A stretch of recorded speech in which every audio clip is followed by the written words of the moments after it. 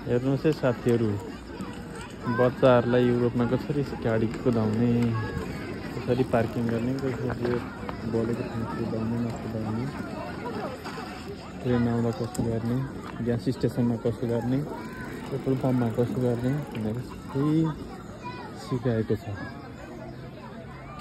उनीहरूले त्यही अनुसार यहाँ सिक्छन् र रोडमा कुदाउन पाउँछन्। यो चाहिँ बच्चाहरूको लागि मात्रै हो। यहाँ चाहिँ ट्रेन आउँदा बल्ने लाइट यता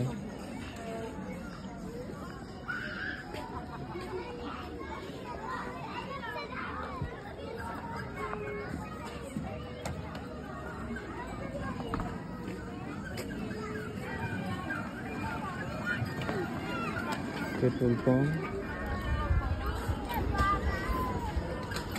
यहाँ रोड क्रसिङको लाइन,